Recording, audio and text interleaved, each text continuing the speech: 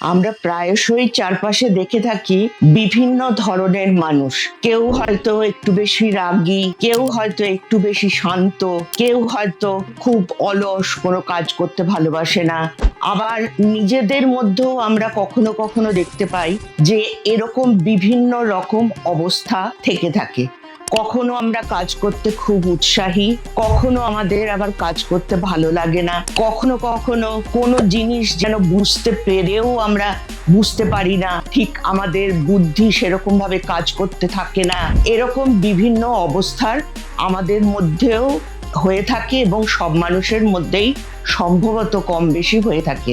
এইগুলো কেন হয় মানুষে মানুষে বা মানুষের নিজের মধ্যেও এই অবস্থার পরিপ্রেক্ষিতে এই রকম বৈচিত্র্য কেন হয়, এটা জানার জন্য আসুন বন্ধুরা আজকে আমরা একটুখানি আলোচনা করি। ভারতীয় দর্শনে গীতায় এর তিনটি গুণের কথা বলা হয়েছে, সত্য, রজ এবং তম। এই তিনটি গুণ আমাদের প্রত্যেক মানুষের মধ্যে থাকে। এই গুণটির মধ্যে সবসময় একটা প্রতিযোগিতা চলে, কে কাকে বেশি অবদমিত করে নিজের প্রাধান্য বিস্তার করবে। তো এই রকম অবস্থায় ঈশ্বর কৃষ্ণ তার সাংখ্যকারিকায় বলেছেন যে প্রত্যেক জীবের মধ্যে, প্রত্যেক মানুষের মধ্যে এই গুণ তিনটি দেখা যায়, কিন্তু কার কখন কোনটা আধিক্য সেই উপরে তার কিন্তু চরিত্রটা বিশ্লেষণ করা হয়।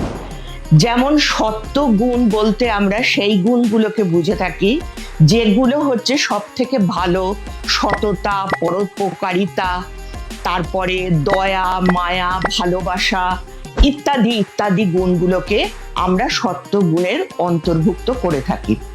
তো যে মানুষের মধ্যে আমরা এই গুণগুলোর প্রাধান্য দেখতে পাই, আমরা তাকে সত্যগুণী মানুষ বলে মনে করে থাকি। আবার রজগুণ হচ্ছে এনার্জি, কজ অফ এনার্জি, অর্থাৎ ক্রিয়াকারক। আমরা যে কাজ কর্ম করি এগুলো সব রজগুণের দ্বারা চালিত হয়ে এই কাজকর্ম করা হয়, ক্রিয়া শক্তি যাকে বলে। কিন্তু রজগুণের অনেক ভালো গুণ দিক থাকলেও একটা খারাপ দিক হচ্ছে যে রজগুণী মানুষরা একটু মানসিকভাবে অতি চঞ্চল হয়ে থাকে। এরপরে হচ্ছে তামসিক, তমগুণ। তামসিক কাদের বলবো আমরা? যারা অজ্ঞ, নির্বোধ, অলস, মূঢ়, অর্থাৎ একেবারেই নির্বোধ, কিছু বোঝে না, এই রকম মানুষদেরকে আমরা তমগুণে বলে থাকি। তো আমাদের সকলের মধ্যেই কিন্তু এই গুণগুলোর প্রভাব দেখতে পাই। কখনো আমরা নির্লোভ থাকি, কখনো আমাদের মধ্যে আলস্য একটু প্রাধান্য বিস্তার করে, আমাদের কাজ করতে ইচ্ছে করে না, বা কখনো এরকম অবস্থাও হয় কাজ বা কোনো একটা সংগঠন সেটাকে নিয়ে আমরা খুব উৎসাহের সাথে সবকিছু করছি। এই সবগুলো কিন্তু এই তিনটি গুণের প্রভাবের আধিক্য এবং অল্পতা এর উপরেই নির্ভর করে বলে ভারতীয় দর্শন মনে করে থাকে।